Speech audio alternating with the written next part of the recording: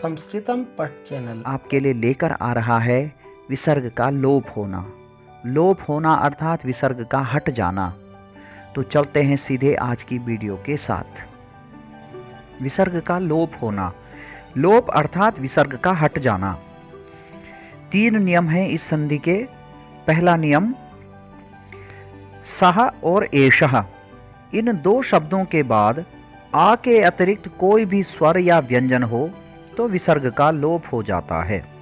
अर्थात सह और एषः ये 2 शब्द और इनके बाद आ के अलावा कोई भी अक्षर आए तो विसर्ग का लोप हो जाता है। अर्थात सह और एषः में से विसर्ग हट जाते हैं। पहले नियम के उदाहरण, सह प्लस खादति। यहाँ पर सह के बाद आ के अतिरिक्त अन्य अक्षर आया है खा, तो सा के जो विसर्ग हैं वो हट गए, तो हो गया स खादति। दूसरा उदाहरण, एषः प्लस गच्छति। यहाँ पर एषः शब्द के बाद आ के अतिरिक्त अन्य अक्षर आया है गा, तो एषः के विसर्ग हट गए और हो गया एष गच्छति। तीसरा उदाहरण, सह प्लस आगच्छति। यहाँ पर भी सह के बाद आ के अतिरिक्त दीर्घ आ आया है, तो सह के विसर्ग हट गए, स आगच्छति।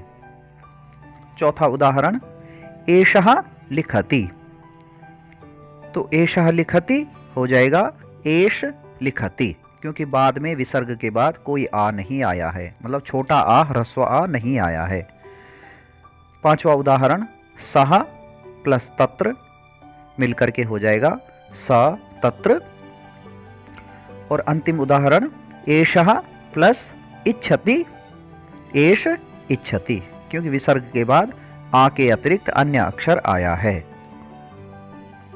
विसर्ग के लोप होने का नियम नंबर 2, यदि विसर्ग से पहले आ हो और विसर्ग के बाद आ के अतिरिक्त कोई अन्य स्वर हो तो विसर्ग का लोप हो जाता है।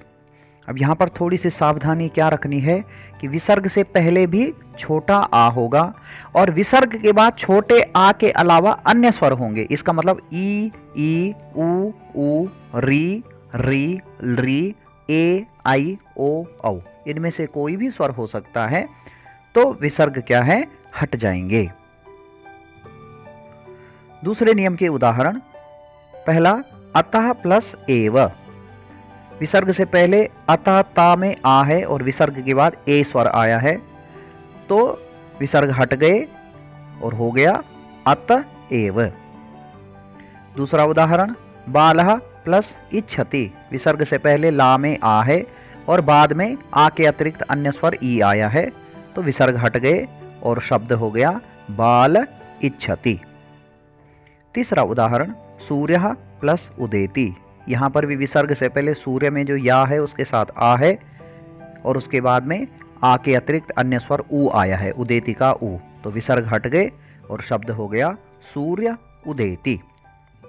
चौथा उदाहरण, कृष्णः प्लस एति, हो गया कृष्ण एति। पांचवा उदाहरण, देवः प्लस आगच्छति।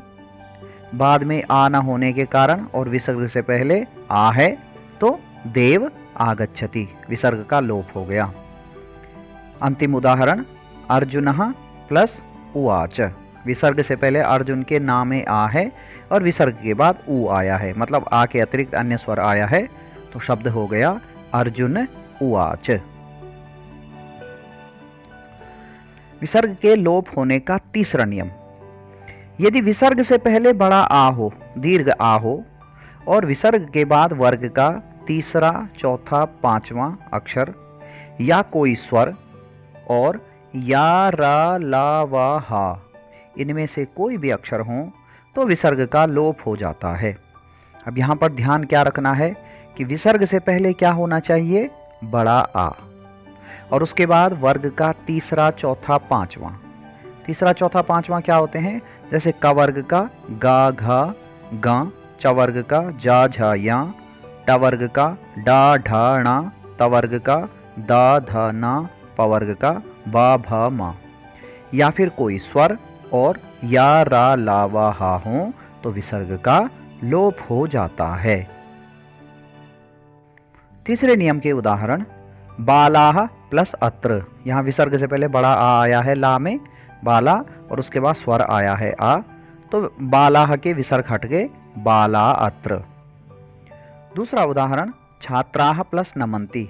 विसर्ग से पहले बड़ा आ और उसके बाद में ना आया है, तो क्या हो गया, ना कौन सा अक्षर है, वर्ग का 5वां अक्षर, तो विसर्ग का लोप हो गया, छात्रा नमंती। तीसरा उदाहरण, ताह गच्छन्ति। यहाँ पर विसर्ग के बाद वर्ग का तीसरा अक्षर आया है गा, का वर्ग का का खा गा तीसरा अक्षर, और विसर्ग से पहले बड़ा आ आया है, तो विसर्ग का लोप हो गया और शब्द हुआ ता गच्छन्ति। चौथा उदाहरण, लताह प्लस ए धन्ते। अब यहाँ पर विसर्ग से पहले बड़ा आ और विसर्ग के बाद ए आया है, मतलब कोई स्वर आया है, तो विसर्ग का लोप हो गया, लता ए धन्ते। पांचवा उदाहरण, अश्वाह प्लस धावंती। विसर्ग से पहले बड़ा आ और विसर्ग के बाद वर्ग का चौथा अक्षर, ता वर्ग का चौथा अक्षर धा, तो विसर्ग का लोप और शब्द हो गया अश्वा धावंती। अंतिम उदाहरण, देवाह प्लस गच्छन्ति।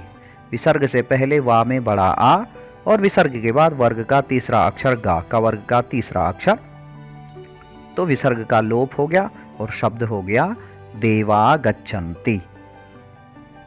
यदि वीडियो अच्छी लगी हो तो मेरे चैनल संस्कृतम पठ को अवश्य ही सब्सक्राइब कीजिएगा एवं बेल आइकन को अवश्य ही प्रेस कीजिएगा। जल्द ही मेरी नई वीडियो के साथ मिलते हैं, तब तक के लिए नमस्कार, हरि ओम।